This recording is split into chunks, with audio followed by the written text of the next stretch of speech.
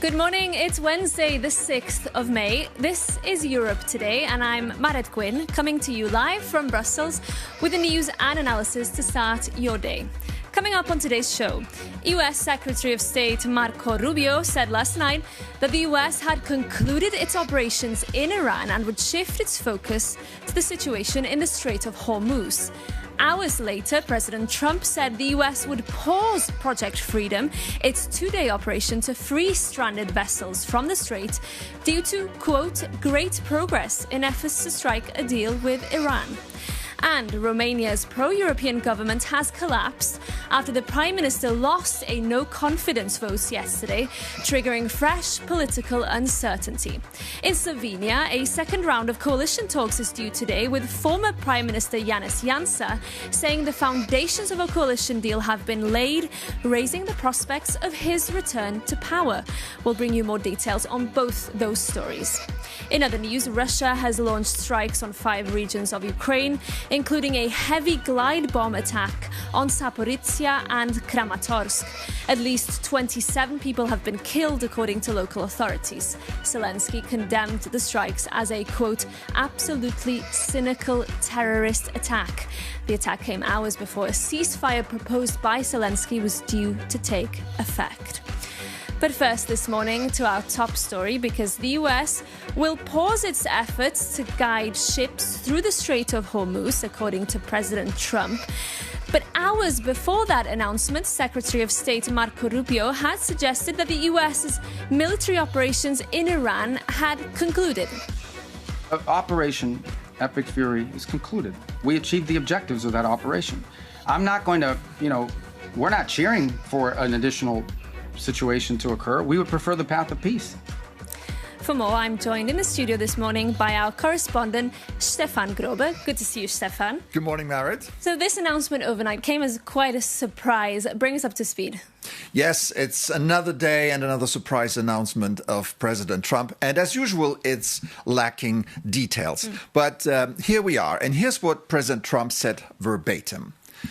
Based on the request of Pakistan and other countries, the tremendous military success that we've had, we have mutually agreed that while the blockade will remain in full force and effect, Project Freedom will be paused for a short period of time to see whether or not the agreement can be finalized and signed.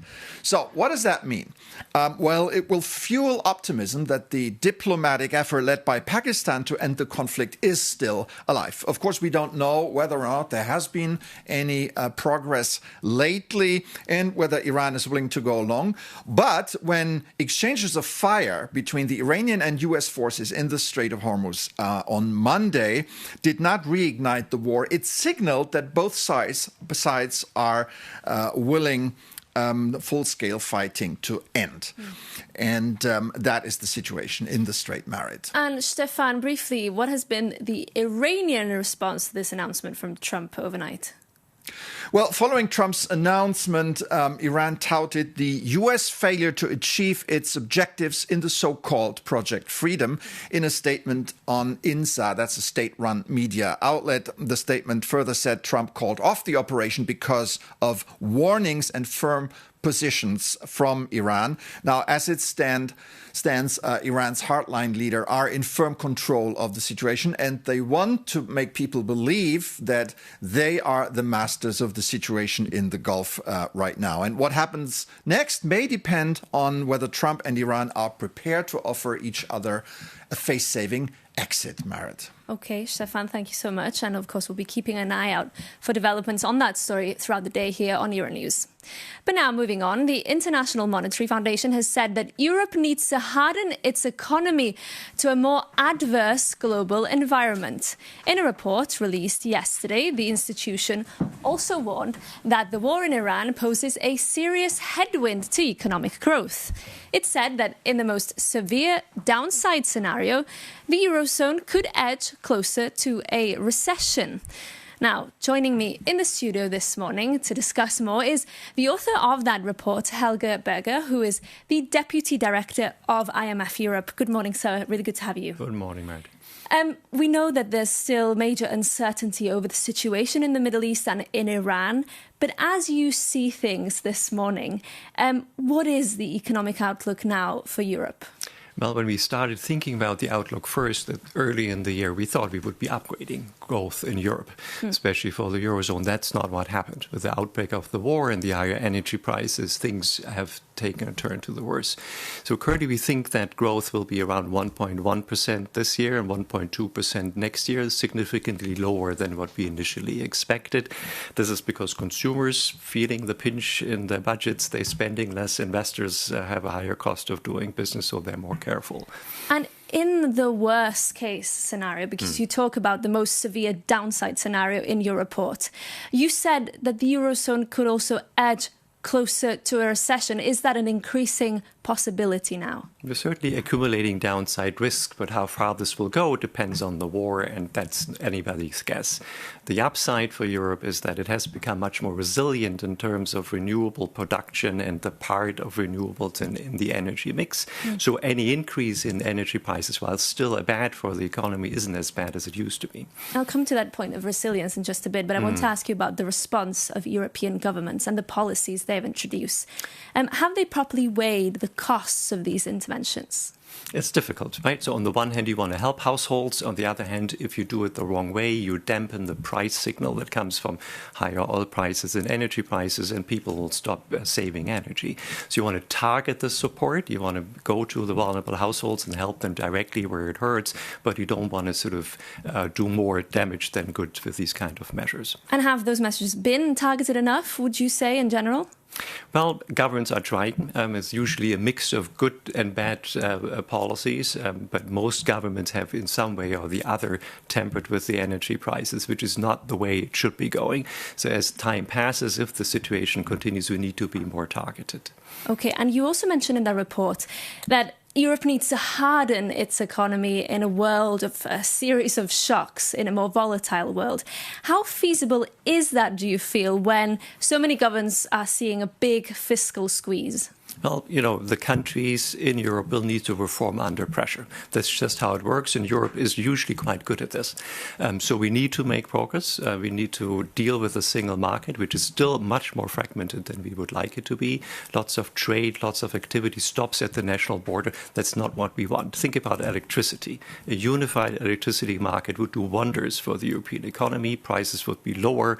They would be less volatile. That is the way to go. Makes the European economy more resilient and growing faster in an adverse world. And very briefly to close, we know there's also a big issue of Europe's competitiveness in the world right now.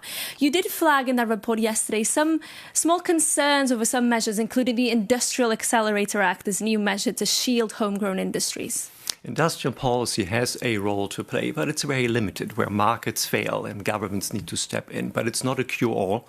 If you want to lift productivity, if you want higher growth, more resiliency, you have to go and do the hard reforms that help the labor market, help the product markets. And as I said, the single market, especially for electricity, energy, would do wonders for the European economy. Okay. Helge Berger, thank you so much for joining us in the studio this morning and for all your insights. A pleasure.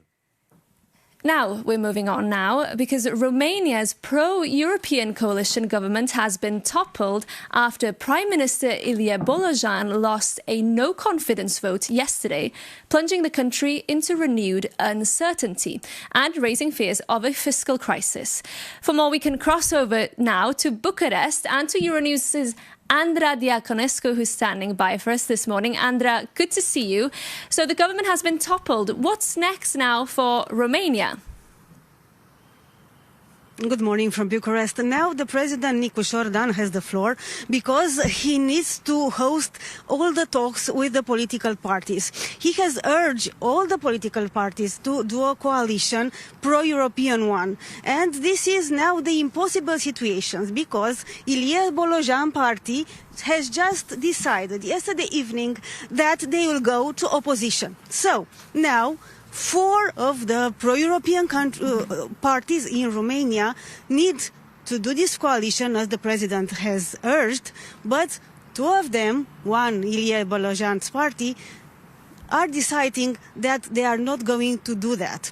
So it's a long period of instability here in Romania, of course, with a society facing economic crisis, a very, very low leu, besides euro, and of course, political instability. And Andra, very briefly, the AUR party, the far-right party, also filed this motion of censure in collaboration with the left-wing socialists. What are their next moves from the far-right? Well, they had a lot of gaining before doing this motion against the government, and of course they gained a lot of likes, as they were saying on Facebook yesterday. So now they are playing everyone. We are really looking into how they are going to do their cards in the next days, because they are saying that they can go with the Prime Minister, and they can propose, of course, to do the government at the Cotroceni Palace. But again, Nicu Șordan has said that he doesn't want a government against EU. He wants a pro-European one.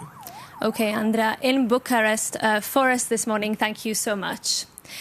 Now, another EU country fighting a political deadlock is Slovenia. A knife-edge election in March delivered an inconclusive result, despite the ruling Liberals initially claiming victory. Now, former Prime Minister Janez Janša is hinting that he could form a coalition government. For more, we're joined by Alia Pengov-Bitenc, a Slovenian political analyst and journalist. Really good to have you with us this morning. Tell us first, how likely is it in your view that Janez Janša could return to power? Good morning, and thank you for having me. To answer a question, it is highly likely. He seems to be the only one able to command something akin to a majority in the parliament, as shaky as that majority will probably turn out to be. And so what would that mean then for Slovenia, as you mentioned, a shaky majority, and for the European Union as well? Well, in terms of European Union, I suspect not much. Janša was something of a player in his last stint as Prime Minister, not in the least on account of Viktor Orban being in power in Hungary. And now that that has changed recently, he has lost one big potential ally.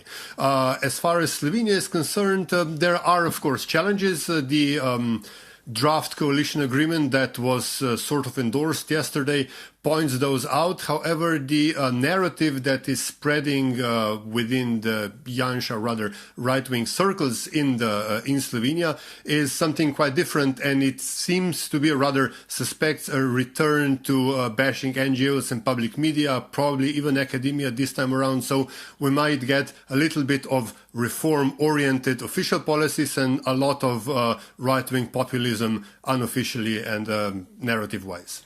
And very briefly to close, it was a very tight, knife-edge election. What has Slovenia, do you think, learned from that experience? Well, first of all, the fact that active citizenship can go both ways. The turnout this was the second election in the row with a huge turnout, so that is encouraging. But also that, choices need to be made responsibly, whichever way the government goes in the end. Okay, Alia Pengov-Bitenc there for us. Thank you so much for that analysis. Thank you. Now we're moving on because Marco Rubio, the US Secretary of State, is heading to Rome and the Vatican to mend strained ties, as Jakub Janis explains.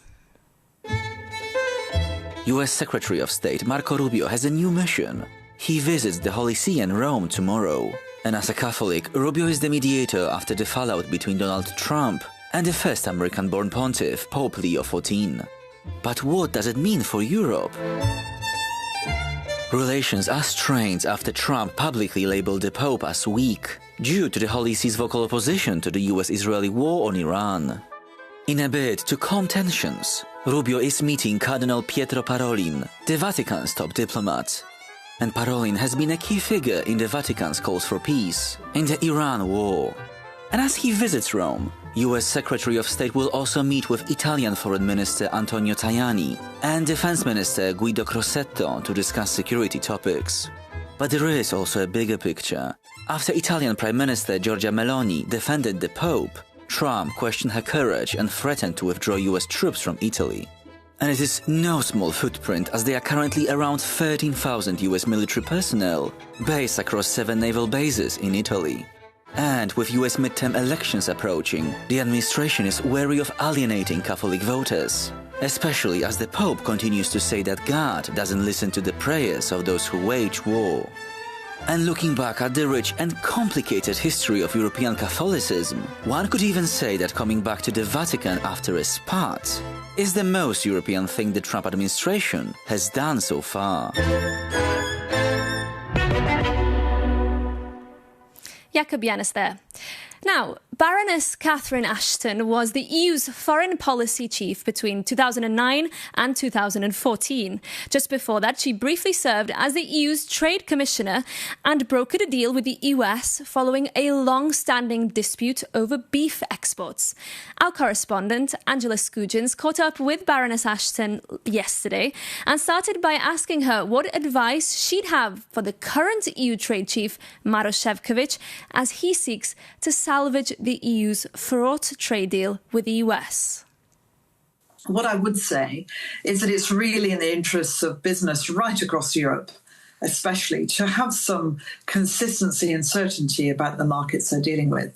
And we do have a president that sees the willingness of others to kind of talk to him about trade as both an important part of the conversation, but in a sense almost to weaponize it, to make clear that if we don't do things that he thinks are really important, then we can't expect the benefits. And it's very transactional, and he's always been very clear as the president that he takes that view that being a transactional president is the way that he wants to go forward.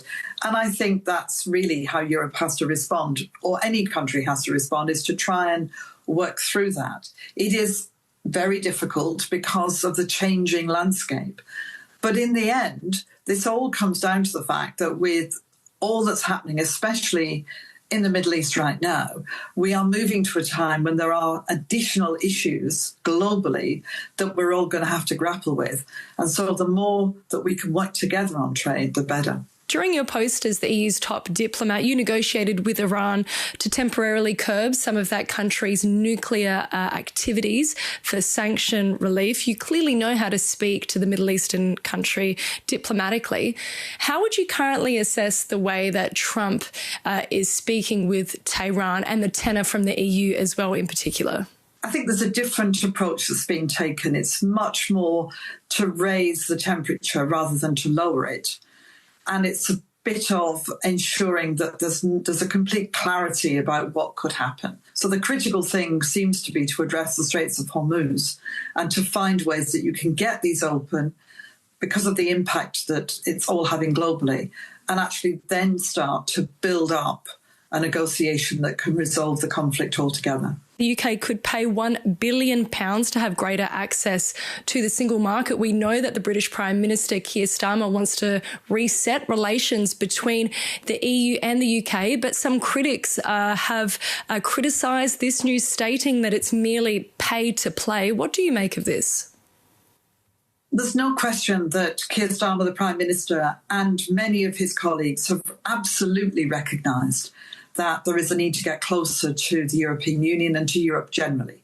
That's partly because of the security and defence issues that we're confronted with, not least the war in Ukraine, but also the economic realities of the world in which we live. And I think all of this talk now about what money is, what should be done, how it would work, is really all about laying the groundwork for the summit, which is coming, I hope, in the next few months, where they can actually start to bed this down and make sense of it.